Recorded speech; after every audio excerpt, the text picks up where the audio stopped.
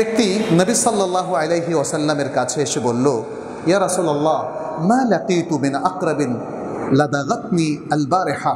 তিনি বললেন, গত রাত্রে একটা বিচ্ছু এসে আমাকে দংশন করার কারণে আমি বড় কষ্ট পাচ্ছি, বড় কষ্ট পেয়েছি।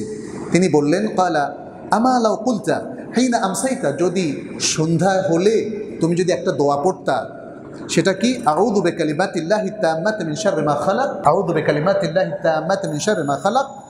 আমি পূর্ণাঙ্গ কালিমা দ্বারা আল্লাহর নিকট তার সৃষ্টির অমঙ্গল থেকে পানাহ চাই, এটা যদি তুমি বলতে, তাহলে সে তোমাকে ক্ষতি করতে পারে। আরেকটি হাদিসের মধ্যে এসেছে, মা মিন আবদিন ইয়াকুলু ফি সাবাহি কুল্লি ইয়াউমিন ওয়া মাসাই কুল্লি লাইলাতিন, যে কোনো বান্দা প্রতিদিন সকালে এবং রাতে 3 বার করে যদি একটা দোয়া পড়ে, কিসে?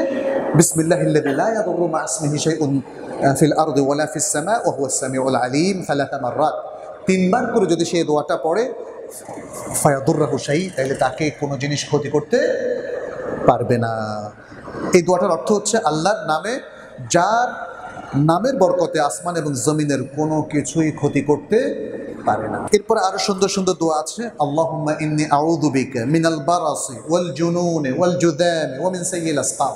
হে আল্লাহ, তোমার কাছে আশ্রয় নিচ্ছি, তোমার কাছে আশ্রয় চাচ্ছি শ্বেত রোগ থেকে এবং উন্মাদনা থেকে, উন্মাদ হওয়ার রোগ থেকে, কুষ্ঠ রোগ থেকে এবং সমস্ত দুরারোগ্য ব্যাধি থেকে। সুবহানাল্লাহ, মানে সমস্ত ব্যাধি থেকে আল্লাহর কাছে আশ্রয় চাওয়া হয়ে গেল এই দোয়া থেকে।